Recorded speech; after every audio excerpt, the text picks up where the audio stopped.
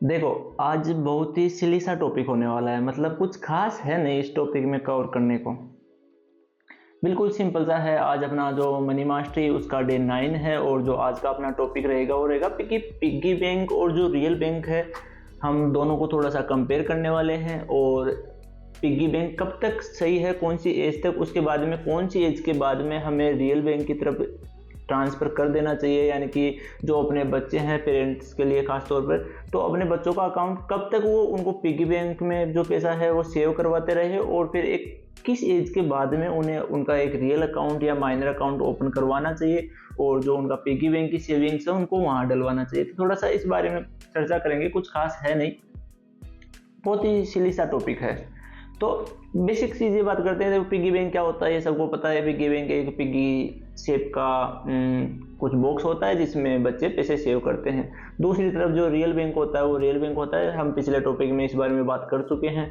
वहाँ पे अकाउंट खोलते हैं, वहाँ पे पैसे सेव करते हैं वगैरह वगैरह, जो भी है कुछ खास है नहीं इसमें। अगर दोनों का कंपैरिजन करके देखें तो पिग्गी बैंक में जो आपकी सेफ्टी रहेगी वो लो रहती है, मतलब कोई भी ले सकता है। लेकिन रियल बैंक की तरफ जाते हैं तो वहाँ पर जो सेफ्टी है वो हाई हो जाती है, पासवर्ड, ओटीपी, इंश्योरेंस वगैरह की सुविधा आपको मिल जाती है। अगर ग्रोथ की बात करें तो एक चीज़ जो सबसे इंपॉर्टेंट है कि ग्रोथ पिग्गी बैंक में ग्रोथ आपकी न के बराबर असल में नहीं होगी, जीरो रहेगी।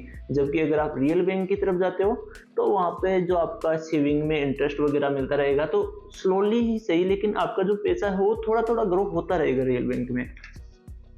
जो एक्सेस करने का सुविधा है वो मैनुअल रहती है। पिग्गी बैंक में आपको सब कुछ खुद करना पड़ता है, जबकि अगर आपके पास एक बैंक में अकाउंट है तो आप 24/7 डिजिटली उसे एक्सेस कर सकते हैं। ट्रांजैक्शन का पिग्गी बैंक में कोई रिकॉर्ड नहीं रहता। दूसरी तरफ जो अपना रियल बैंक में अकाउंट होता है वहाँ पे आपको फुल स्टेटमेंट हमेशा के लिए मिलता रहेगा। अगर मोबाइल बैंकिंग की बात करें तो पिग्गी बैंक में वो पॉसिबल है नहीं और रियल अकाउंट में आपको मोबाइल बैंकिंग की सुविधा भी मिल जाती है। अब इम्पोर्टेंट टॉपिक ये है कि आपको अपने बच्चों का अकाउंट कब पिग्गी बैंक से उन्हें रियल बैंक की तरफ शिफ्ट करना चाहिए। तो देखो, पिग्गी बैंक के अपने फ़ायदे हैं, रियल बैंक के अपने फ़ायदे। बच्चों के लिए पिग्गी बैंक इसलिए ज़रूरी हो जाता है क्योंकि जब उनके पैसे उनके सामने सेव रहते हैं, एक तो सबसे इम्पोर्टेंट चीज़ उनमें एक सेविंग की हैबिट रहती है। जब वो डेली अपने पिग्गी बैंक को देखते हैं उनको फील होता है फिजिकली कि हाँ उन्होंने सेव किया है, उनको रिजल्ट रोज डेली दिखाई देता है, सामने रहता है, तो वो याद रहता है।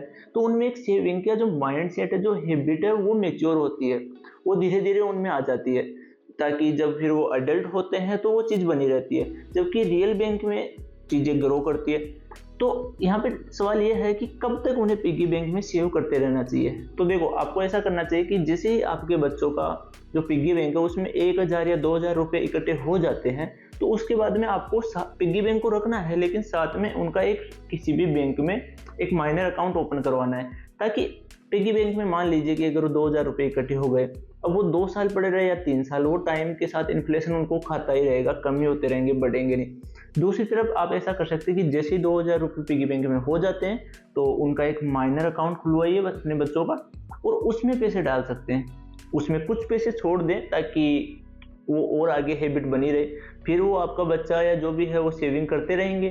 फिर जैसे ही 1 से 2000 रुपये हो जाते हैं तो आप उन्हें जो उनका रियल अकाउंट है उसमें ट्रांसफ़र। तो इससे होगा ये कि जो बच्चों में सेविंग की हैबिट रहेगी वो ग्रो होती रहेगी, साथ में उसे टूटे, मतलब जो कंसिस्टेंस है उनकी सेविंग की वो बनी रहेगी, वो टूटेगा नहीं। दूसरी तरफ जो उनका रियल पैसा है वो साथ में जैसे जैसे बच्चे ग्रो होंगे उनका जो रियल पैसा है जो वो सेव कर रहे हैं, अपने बर्थडे का जो पैसा है या फिर जो पॉकेट मनी है वो सारा, तो वो भी ग्रो होती रहेगी। तो ये एक इम्पोर्टेंट फैक्टर है। तो आप ऐसा कर सकते हैं। मुझे लगता है दोनों चीज़ें साथ में करना जरूरी है।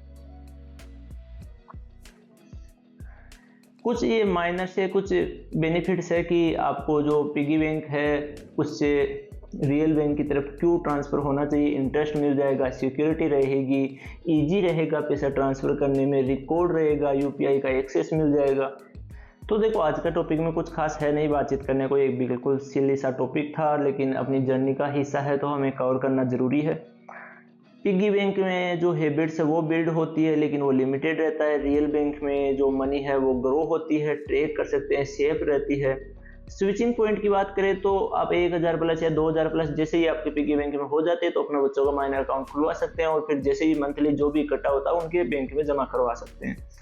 बेस्ट प्लान तो यही है कि आपके दोनों को यूज करना चाहिए। तो देखो ये बेसिक सा टॉपिक था, हमने कवर कर लिया। आज के लिए इतना ही। Be continue and thank you.